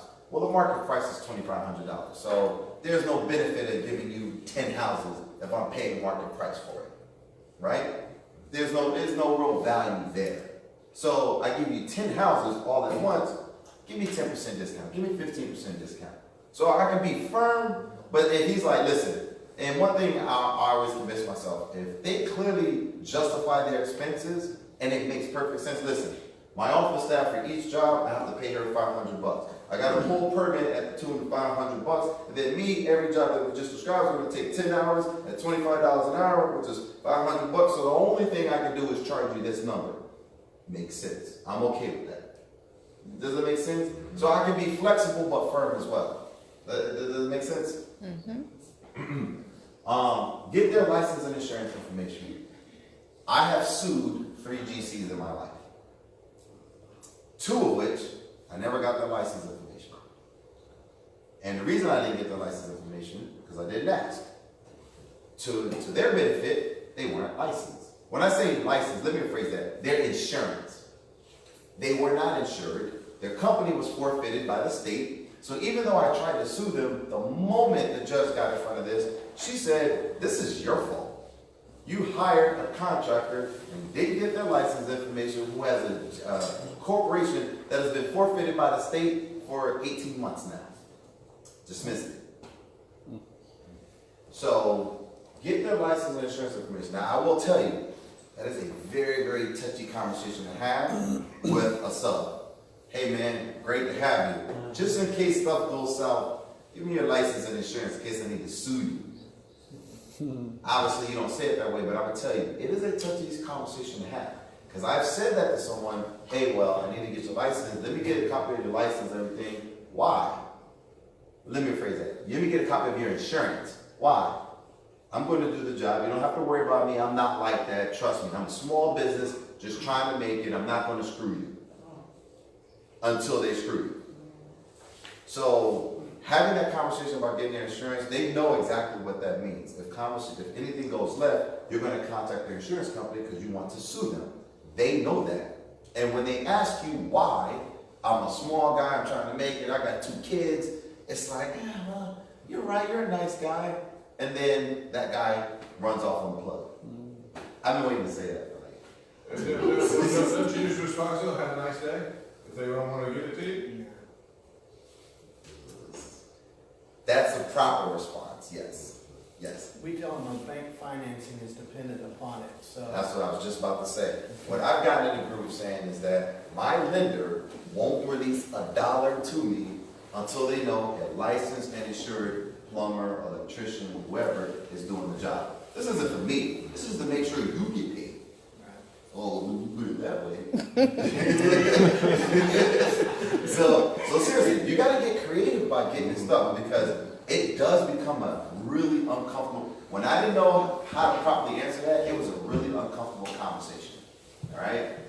So interview your subs, ask technical questions, make sure you know the answers to those questions, have them explain their pricing to the lowest detail, ask about their support, and ask them who's actually going to do the job. All right? Clearly convey your expectations, take them to the house, have them walk them through the process they're going to perform, talk pricing, be flexible but firm, get their license and insurance information if applicable. Questions? Yes. You need a permit for to build a foundation. A who? A permit to do foundation. Yes, No. yes, No. yes. Lay foundation or do foundation work? Big foundation work. They'll pull it. Ask him. Typically your foundation company will pull that stuff. I've never had a foundation company pull a permit. Yeah, but you do have to have, oh yeah. And this is the thing too, talking about refinancing, if that's done, a lot of times they'll ask for that. Engineer's report. Engineer's report. You can't sell a house without it. Yeah, you don't need it. So yes. You have to have, and a warranty, and a warranty. A lot of times when you want to sell retail, also they'll want that transferable warranty. The problem arises when you have that disclosure document you have to sign when you're selling your house, and you say you got your permits, and you didn't, and then the foundation goes, and then your foundation guy is out of business, guess who's responsible for fixing that foundation? I learned something every day. All right. So, so with that said, shadow your subs and learn their style. I'm serious. My GC, the moment he hits that house, it's me and you. Just go ahead, because you're not leaving my site when we walk through a project. Good sub will want to educate you on the work they're performing and the what and whys of their work. Pay attention to people's body language when you're asking them to explain something. Anytime a sub is irritable, short, very uninforming in their response, I know that's how they're going to be when I work with them. I gotta replace the electrical panel. Yeah, because the city makes us do it, and I gotta do this. It's just a process. It's like, I'm sorry. I'm a good afternoon. We must not have met. Read their body language. Pay attention to it. If something is unclear, ask for them to explain, and if it's still unclear, ask them to explain it another way. And you can always go old school, rudimentary. Explain it to me like I'm 5, right? So make sure you understand what they're telling you before they get started. Don't walk away from a discussion unclear of what you are paying for. You got a typo Where? Yeah, that's no. Third floor. The There. That's $200. What was I trying to say? ask for another. 4. Nah, that can't be it. That's way too far. 4. Nah, I'm gonna agree to disagree with all. To get another explanation. Ask for another. All right, so that's 3. Pay attention. Know if you're paying for the material or is the sub. I'm gonna tell you why that's infinitely important, right? Ask if there's a markup on the material being purchased, right? My GC, anything he touched that he purchased, 30% markup on it, right? Ask if there's a markup. So with that, let's talk about where the material is being stored as well. A handful of times when I would use painters or framers, they would put the stuff in the house. Until one of my houses, someone broke in and stole all of his tools, saws, drills, everything. And because they stole it out of my house, he felt it was my responsibility to replace his tools. And when I said no, he said that you should just call your homeowner's insurance because technically it's a break-in. So I don't want to spend $5,000 replacing my tools. I don't want an insurance claim on a house that should have been vacant. We were at a stalemate. Follow me? So all that to say, protect yourself. Have a backup plan for when subs go MIA, right? Always have paperwork outlining the terms of your agreement to the lowest detail. Financially, what do you guys, we were talking about paying someone who walks off or anything like that. So a handful of subs I work with are Hispanic. So they don't like bank transfers, they don't want to do credit cards, it's cash or check only. Here's what I got to a point where I was doing. I've had several people I've paid and walk off the job because, enter whatever reason. Some of it was me being too hardcore about the quality, at least in their eyes. Some of it was just that they never intended to finish the job. So I've got to the position where if I can't pay you electronically, then we don't work together. Why? Trace, paper trail. Now I can write anytime I pay in cash. So they're not sophisticated enough to, or they don't have the credit, or? Well, you have to have a bank, you have to have a way to get the money. If I pay you and you walk off, I just dispute it. And I submit the contract showing that you violated the contract. My credit card company knows that I'm in the real estate business and that I pay it out. I've called it in, and every time I dispute an issue, I send them a contract showing the contract was violated, I get my money back. One thing I started doing was PayPal. PayPal has that protection plan. So what I'll do is I'll pay a contractor, and once the job is done, and I know it's done, then PayPal will ask me to confirm the job has been done or the service has been delivered properly, which I confirm, and they get paid. That's nice. So the thing I always tell my subs is, first thing I ask them, do you have a bank? The moment they say yes, there's no more conversation about why I can only pay you in cash or check. Because PayPal direct deposits into your bank. PayPal direct deposits into a rush card. So the only reason you don't want me to pay you electronically, the only reason you want me to give you cash, check, or wire is because I can't protect myself in the event that there's a dispute about the work that you've done. Plumbers, electricians, you won't know that the work is shabbily done until days or even weeks later. So once I pay you, that's it. Pay electronically, protect yourself. I always tell them, I pay you electronically because I move around a lot. You get the job done Friday at 5 p.m. I'm not going to come to the house from across town, stop by the bank, get you cash. I'm not doing that. I'll do that Monday. So if you want to get paid Friday, let's set up so I can pay you electronically. Well, what I'm really doing is I'm selling them on convenience of electronic payment. Right. I'm protecting myself. Very good tip. Right. So make sure you ask the proper questions in the proper sequence. First thing I always ask, do you have a bank account? From there, it's not a conversation. Right? Don't pay for work that is not done or incomplete. To Joe's point, I understand. It's Friday, but you told me the job will be done Friday. It's half done. I can give you half of the money. I don't care if you have guys, if you got 2 guys that should have been there, if the job is 50% done, I'm not going to pay you for the whole job that's 50% done. I'll pay you for the work for the work that has been done. That may cost, so that can go either way. That may cost you the relationship, but here's what I always tell anyone. If you want me to pay you in full for a job that's not done, does that make sense to you in asking me to make that request? That's like me asking you to do a job for free. That doesn't make sense for any business. Is that fair? So what I always do is I take the human aspect out of it, because at the end of the day, this is a business transaction. We are not friends. So you want to get paid, do the job as we agreed. And if you won't, I will be flexible and pay you for what has been done, but I won't pay you 90% of the cost on 50% progress. That just doesn't make sense, right? Get receipts, get lien waivers. Get lien waivers or acknowledgement of payment for work completed, right?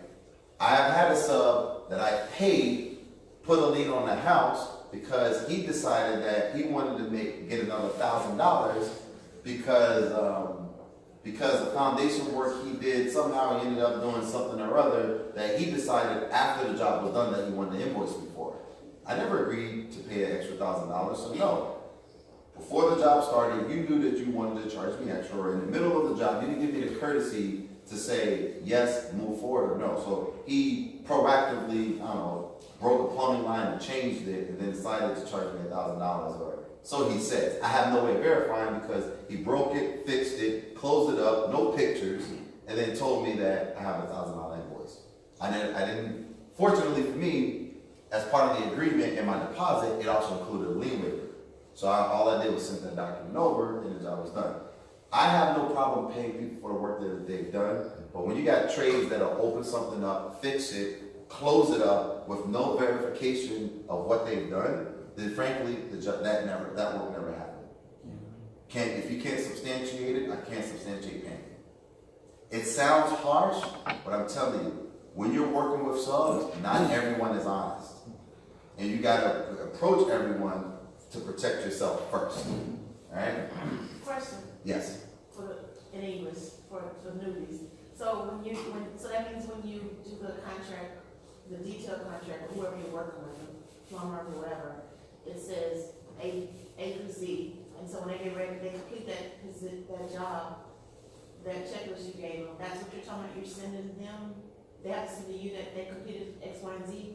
Right here? Yes.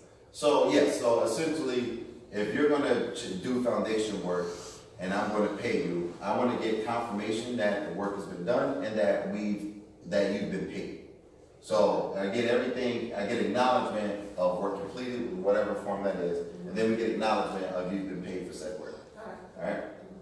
So verify functionality of service before rendering payment. One thing I used to always do, plumber will call me, say I'm done, great, here's the payment, I go in the house, water heater wasn't connected. Oh yeah, I forgot about that, but I'm leaving town, so I'll see you in a month. So now I gotta pay someone else to come connect. So what I always would do is just, hey man, I want to get you paid. You sound like a good guy, sound like a great person. Let me just get you paid, man. Hopefully you did the job right. And 50% of the time, the job wouldn't be done properly. So verify functionality of service before rendering payment. And sometimes that will come at the expense of not paying someone. I don't care what you say. If you finish the job Friday at 10 o'clock p.m., I'm not stepping away from the family or getting out of bed to pay you at 11 p.m. Friday. I'm not doing it. I'm not doing it. I need to go check it first. Make sense? So protection is going to be important. All right? So with that said, that also comes into budgeting properly. All right? Know your financial capacity. Know your financial capacity. I cannot stress that enough. Know who's paying for material. And I'm going to give you guys a trick. Did your price from the sub include material? Subs will get me all the time with this. $1,000. All right, let's do it. All right, but you got to pay for everything. We signed a contract to get started. All right, I need $1,000. What do you need $1,000 for? Well, I got to pay for all the material. So talk about the pricing on the material. And then two, get two examples of, do a side-by-side of with the price of that work, if you pay for the material or the sub pays for the material, right?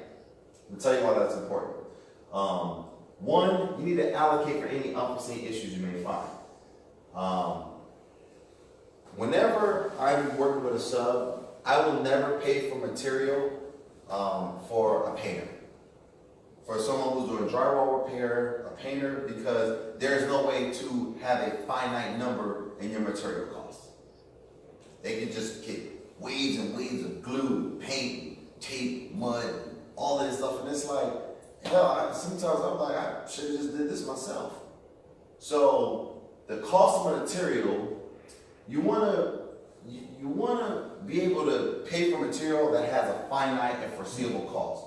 Vanities, light fixtures, appliances. So anytime I want to pay for something, if I'm paying for material, it's something that I can spot check and have a hard, quantifiable number to it. Okay? So always allocate for random incidentals that any sub may find. And expect each sub to request a deposit up front. So if you're getting draws from your lenders, I always expect, to do something between 10 to 25% deposit to your sub to get them started for any material that they need. Always overestimate and overallocate. The thing that I used to always do was just plan for best case, and I would never allocate properly for incidentals or for material costs. So when we were redoing paint, I would allocate $500 for paint that would cost $1,200. Because with the paint, I didn't include the spatulas, this, the that, this.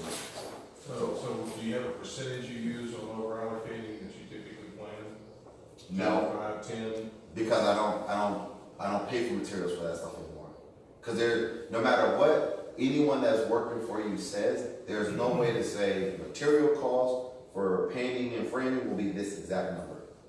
There's just no way to do it because if they got a double coat, paint may double. If there's drywall cracks from foundation settlement, then you have drywall expenses. So I always pay for vanities, appliance like this, or something finite. I'm gonna throw out, that's probably one of the best tips I got out of today, because, my gosh, they never enough paint. They tell you you need 10 gallons, it's always 12, 15. Right, right. And, they tell you you need 20 jugs of mud, and then I got 10 extra at the end of the job, so what the hell am I gonna do with 10 extra? And they leave it out so it gets all, the boxes are unretardable. And you know why? And here's another thing too. You know why they do that? Because it's not their money. That's right. Guarantee if there was their money, they'd use down to the last drop, there will be no excess. Or they can return it. Or they can return it. And here's another thing. Here's one thing I did find out one of my guys was doing. He would buy everything plus 20%. And when the job was done, he would get Home Depot cards and then sell them. Correct. He would get Home Depot gift cards and sell them, or he would take them to his next job and then bid the next job to someone else.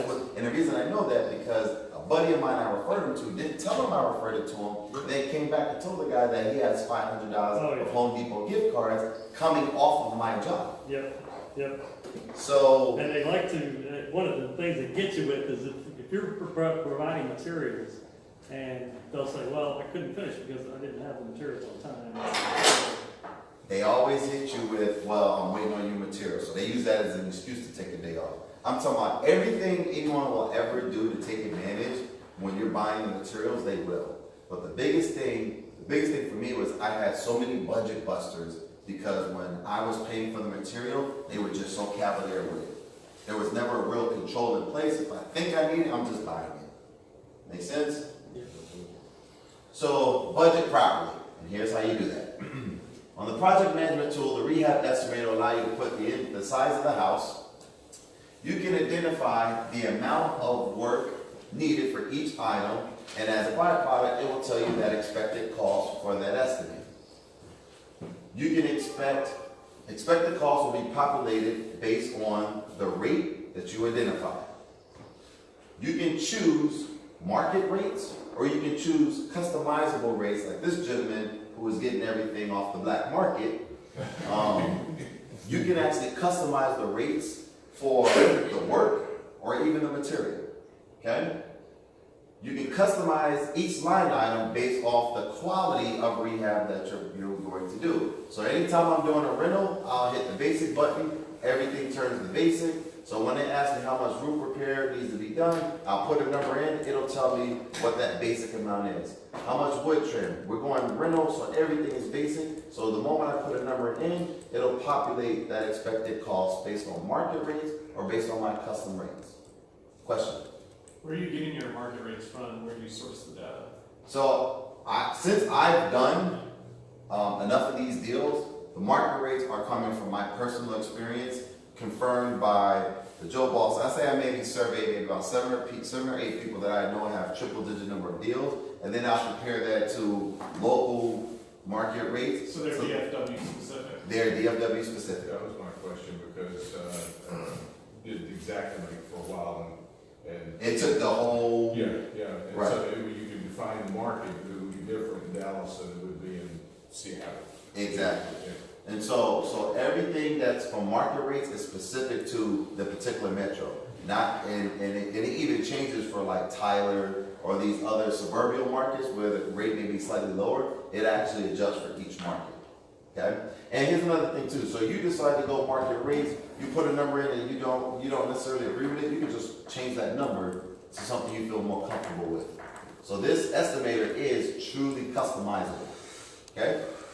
You can choose between your pricing model. So let's say you're going to do a rental, but one thing you want to be high end, you just click on it, select high end, and it'll update accordingly.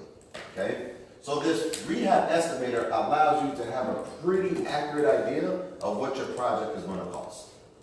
Make sense? The rehab estimator also provides a subtotal for each category. So for example, if you'll notice, you have exterior rehab. So you have exterior, interior, trade services, miscellaneous.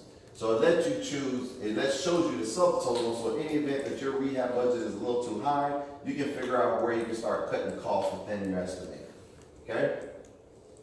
You can assign yourself a GC fee, so if you're getting a hard money loan and you got draw money coming from your lender, you may want to pay yourself for your gas and your time, so you can assign yourself a GC fee. You can input miscellaneous expenses that may not be customary for a project, maybe like taking down the tree or getting rid of termites or something that won't fall in a regular job as kind of a one-off. You can enter notes in each section. So as you're putting in these costs, if you need to make a specific note to yourself, you can enter notes that remind you of anything that you need to keep documented. And you have visibility pretty much on the entire project cost at all times, right? You can email, print the bid, send it off to someone for review. So this tool allows you to be as comprehensive as humanly possible, all from a single location. So from a budgeting standpoint, if you want to add any miscellaneouses, you can make your rehab estimator pretty much down to the dollar in how you allocate your monies. Figuring the wholesaler BS factor. Right here. Multiply this by 0.5 and that's their. Right, exactly. So the reason why this is awesome is because you actually have this tool when you're walking in the house. So when you walk in the house, all you do is input a number here and it'll populate and it'll give you your subtotal and your total project cost. So this tool is to be used real time while you're walking your house or walking your projects. Okay? So you can update the estimate as needed. So let's say you walk out the house and you realize, oh snap, I didn't consider landscaping. You can log right back into the tool, input landscaping, hit save, and everything will populate. So you don't have to go through the whole thing again. Okay? So the cool thing about the tool, it also allows you to aggressively manage your tasks and expenses. Right? So the rehab tool itself allows you to pay the subs based on the work complete. One thing I like the tool about is if you don't agree to, this is a tidbit for you. In opposition of Joe's point, I never agree to pay my subs weekly. My thing is, don't pay, if you want to get paid Friday, have an agreeable milestone of work completed by Friday. Tuesday. What's that? Tuesday. Well, the draw has to be in Tuesday, Wednesday for you to get money Friday. But tidbit, if you tell me you will only get paid Friday and there's the only way that you can get paid, you're not the guy for me. You're not the sub for me. Right? And you will lose, and I assure you, you will lose good people to that Friday pay schedule, but I assure you, at some point in your project, you will feel that you've gotten hosed because you've agreed to that. And there's no worse feeling than working with a good person that you feel is taking advantage of you. Think about that. Working with a good person you feel is taking advantage of you. There are some GCs that are just phenomenal. To this day, I resent because they took advantage of me. And not because they took advantage of me in the cost or they misled me, because they had me paying them even when work wasn't being done, because that's what we agreed to. So I either had to choose between not being a man of my word, right, or adhering to something and then feeling like I was being taken advantage of. And I resented them because I hated myself and I hated the way I felt the life of the project. Okay? So my recommendation, don't agree to a Friday schedule or whatever pay schedule that is not coupled with milestones. If you're paying for material, have an extensive material list with large allocation for overage. If you're going to allocate $1,000 for vanities, allocate another $250 just because. If you're going to allocate money for light fixtures, over allocate. Price all your materials in advance before you agree to pay for materials versus having your sub pay for materials. Right? Do a true side by side. And I'm going to tell you, do not have a painter in which you pay for all the materials.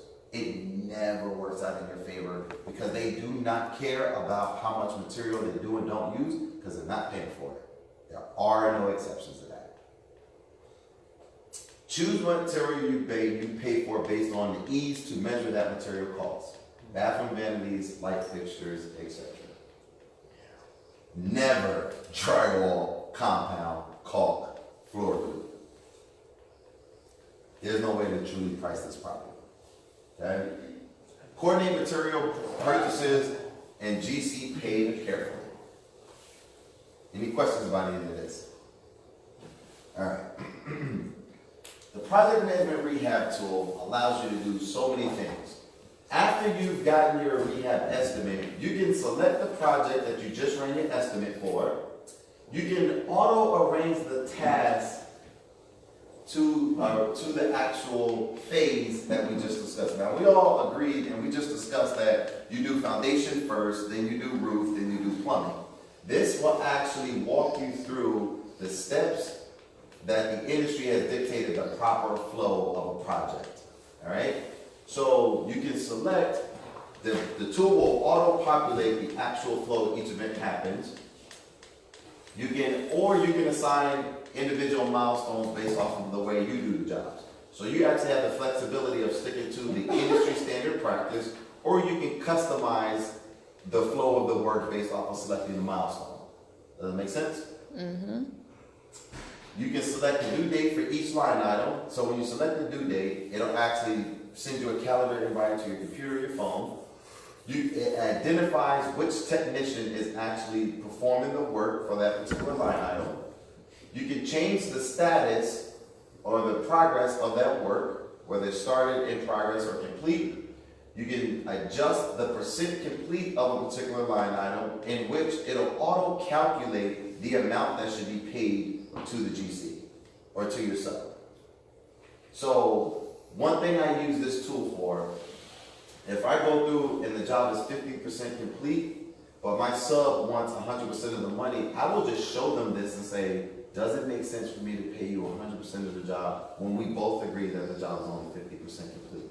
This allows true visibility at all times, each line item, the cost, how much has been completed, and how much you should or has been paid out to your sub. That makes sense?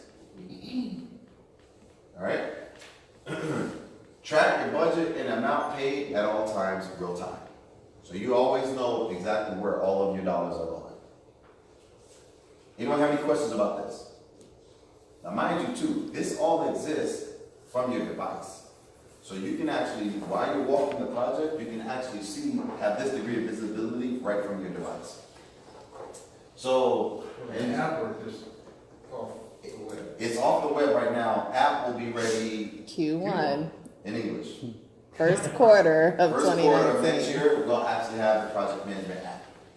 So, again, as part of your management tool, the rehab tool, the management system, the system allows you to manage estimates and costs for each line item, manage what technicians are responsible for what work, manage work schedules and timelines, manage payments to subs based on work complete, manage material costs, manage overall project budget, provide a detailed checklist of action items for each project phase. This tool does everything you need to do to properly manage your own project as a general contractor. Questions so far? More importantly, it allows you to manage expectations. I think that's the biggest thing. The expectations of you and your team. So that is the myRE360 project management tool, and this is how, with this tool, you can be your own general contractor. Anyone have any questions? Okay, so real quick, I want to take a step back. I need a just quick survey. So, what is everyone or anyone's favorite part of the project management tool? So separate from the actual education piece of it, what would you like best about the tool? But for a newbie, not that I'm at that level, your heartache that you went through, you made it into a program where it kind of eliminates all the heartache that you went through for somebody else. Right. So the ease of use, taking it out the uninformed factor. I like the budget and the sequencing part. So if you're like walking through a house and you're thinking, okay, can I afford to do this? Is the numbers going to make sense? You can put everything in, you can see it right there. Right. And then you can say, okay, then yes, I'm interested in this, or no, I'm not. The estimate tool. Anyone else? I think for me, the reminders, because there's so much going on that I can never remember everything. Right. I need those like pop-ups coming at me. Right. Anyone else? What I like best about this, That's a beautiful number. I like that a lot. Not exactly. that's not a typo. The project management tool is free. It's absolutely free. Like, don't need your credit card free. Name, email, phone number, what type of investor you are, and now you're a member of 360 with access to the project management tool. It is absolutely free. Doesn't cost you anything. Except for, what's the catch? No. No catch. It is free. Why is it free? Yes. We get used to what something else to it. Forever. Somebody's making some money Sometimes there gotta be somewhere. Why is it free? I never had a free Does she have a paid version though, right? Nope. You The don't same have- guy that has those loans you talking about? What's that? The same deal? It has the loans. So there is no paid version. And the reason why there's no paid version is because this industry prides itself on proof of concept by what has historically worked. So if we're trying to get people to shake up the way they do projects by utilizing a tool, are you going to pay to change a process that isn't broken? Probably not. But if it's free, all this is just an added resource. So you have no reason not to use it, because the only thing it will do is assist you, even if this is just in a modest capacity. So when I said that we will be the first real estate project management app that exists, I mean that truly. And as such, the biggest thing that we want is adoption. Right? Adoption. And even when we decide to try to monetize this to whatever way, the only people who incur costs are vendors, not you as the consumer. Because we want you to feel this way about your project management tool the way you do about your cell phone. Everyone needs their cell phone. You go a couple days without your cell phone, you're lost. Wow. This project management tool should foster that feeling about your projects the way you would feel without your cell phone. So the only way we can get a draw like that is by making it uninterruptedly free. It's not even a word. My cell phone's far from free. But my point is that it's the feeling, the feeling of attachment to this phone is what we're going for. So, Are you trying to create an Angie's List kind of thing with vendors? no. So right now, Because they pay you to get on the Angie's List kind of deal, right? So we're actually creating a commercial application for this. So let's say you be your own GC and you decide you just have nailed this thing. You got a great team and you want to become a general contractor. We're in the process of creating a commercial version of this in which you can now disseminate this information to your subs, and you can modify the visibility of the budget to specific to their role. You can put their timelines together. So if you decide to grow your GC business, this tool will have a commercial application that allows you to manage your entire team, budgets, schedules, etc., and that too will be free. Giving you guys a goal. And the coolest part about this thing is that once this becomes an app, this will literally automate your projects. And now, don't get upset. Because I have this tendency of innovate. As I'm talking through this, I innovate real time. And as our tech person, Lauren hates that. Because all I'm doing is create more work for the dev team. However, what's going to happen is, you're going to be able, this is version 1, version 2, some future version, you're going to be able to have a preset timeline. So if you put a date into line item 1, the rest of your timeline will auto-populate based off of preset preferences. So let's say on day 1, I want task A to happen. I can preset these all follow-on tasks to say task 2 will happen 3 days later, task 3, 4 days later, and it'll auto-populate. So once you put one date in, your entire estimator, purchase checklist, renovation tool will auto-populate the dates. This thing will also allow you to communicate to your subs. So if my sub says, hey, the job is done, I'm ready to get paid, they can upload pictures, videos, receipts. I can review it. Oh, I like it. Hit a button. Now my sub is going to be paid. So we're going to be integrating pay features, video features, documentation housing, picture housing. So I can now go through, do a rehab estimate. I can push a button and it'll get deployed to one of my subs. They can review videos that I've took of the project. They can see the scope and then accept it. Future versions. So the evolution of this tool I have mapped out for the next 2 years. And every time you fall in love with the tool will just evolve and evolve to be the most robust thing you'll ever need and to be the most all-inclusive thing you'll ever have to work your projects. Yes? Tell me again how you're gonna monetize this, you're gonna actually charge the vendors? So the project management tool isn't really for vendors. The platform, this is just a component of the platform. The platform itself will be monetized by the vendors that you're going out to seek out. The electricians, the plumbers, those guys will pay a monthly fee. Beyond those, then down the road, advertisers. Then down the road, the educators that you're learning from, they'll be paid. It'll be quite some time before you as a consumer will be incurred with. Your back end is when you were being paid. But that's beside the point. But again, that's the least important thing. All right, can you both? The most important thing is making sure that you as a consumer and you as an investor have everything that you need in a centralized place. We appreciate that. We also appreciate that you don't get paid so you can do it. So, a couple things I want to close out with. A few tips of the mind. Never leave material at a job site.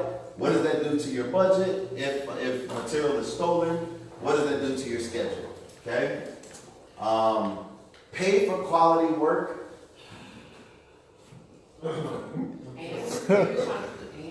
Yes. That's an ampersand. This must pay for quality work and pay your subs well. Pay your subs well. I cannot stress that enough. You will pay for it one way or the other. There are no exceptions to that, guaranteed. Know if being a GC is for you. It took me 2 hours to talk you through this. This is very, very extensive and responsibility demanding. Know the worth of your time. Saving $5,000 may not be worth you putting up 2 months of your life. So know if it's worth the time to manage the project to the level that you have to.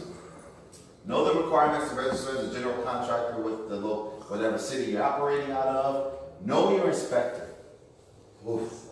My first inspector, the guy walked in and he told me flat out, because the guy that was selling his license, he knew who that was, and he told me flat out, there's nothing that you can do that will make me pass this house with the exception of changing the name on that permit.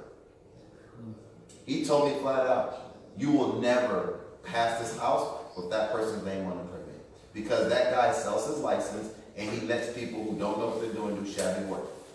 And every time he walked in the house, he would, this guy, when I put my request in, would cancel it and not even walk the house. They wouldn't tell me the inspection was canceled, and he wouldn't let other inspectors go inspect the house, and he would contact them. And the only reason I know this is because they removed him off of my location. The other inspector came in and said, the guy, Mike, whatever, he would, every time he put an inspection in, he would message all the inspectors and said, don't go to the house.